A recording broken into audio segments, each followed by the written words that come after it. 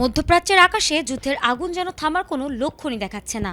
প্রতিদিনই নতুন হামলা, নতুন হুমকি আর পাল্টা হুমকিতে পরিস্থিতি আরও জটিল হয়ে উঠছে। এমন উত্তেজনাপূর্ণ সময়ে নীরবে নেওয়া হয়েছে একটি গুরুত্বপূর্ণ সামরিক সিদ্ধান্ত, যার খবর সামনে আসতেই নতুন করে আলোচনা শুরু হয়েছে আন্তর্জাতিক অঙ্গনে। বিশ্লেষকদের মতে এই পদক্ষেপ শুধু বর্তমান সংঘাতের গতিপথই বদলে দিতে পারে না, বরং পুরো যুদ্ধকে নিয়ে যেতে পারে এক ভিন্ন মাত্রায়। চলমান সংঘাতের প্রেক্ষাপটে এবার মধ্যপ্রাচ্যের দিকে রওনা হয়েছে যুক্তরাষ্ট্রের প্রায় 2500 স্থলসেনা।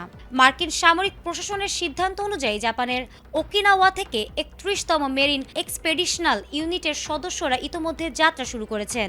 এই বাহিনীটি উভচর আক্রমণকারী যুদ্ধজাহাজ ইউএসএস ত্রিপলির মাধ্যমে নির্দিষ্ট যুদ্ধক্ষেত্রে পৌঁছাবে বলে জানা গেছে।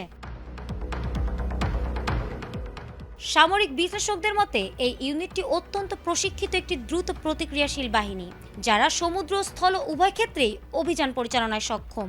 সাধারণত কোনো গুরুত্বপূর্ণ সামরিক অভিযান, শত্রু অঞ্চলে দ্রুত নিয়ন্ত্রণ প্রতিষ্ঠা কিংবা জরুরি পরিস্থিতিতে সরাসরি হস্তক্ষেপের প্রয়োজন হলে এই ধরনের মেরিন ইউনিট ব্যবহার করা হয়। তাই অনেকেই মনে করছেন প্রয়োজনে দ্রুত স্থল অভিযানে নামার প্রস্তুতি নিচ্ছে যুক্তরাষ্ট্র।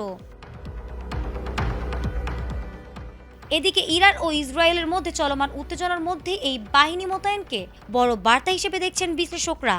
তাদের মতে এতদিন মূলত আকাশ ও সমুদ্র পথে সামরিক তৎপরতা দেখা গেলেও স্থলসেনা পাঠানোর সিদ্ধান্ত সংঘাতকে আরও বিস্তৃত করতে পারে।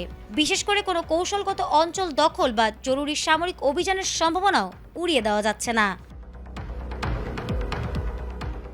এই পরিস্থিতিতে অনেকেই মনে করছেন মধ্যপ্রাচ্যের যুদ্ধ হয়তো এখন নতুন এক মোড়ের দিকে এগোচ্ছে।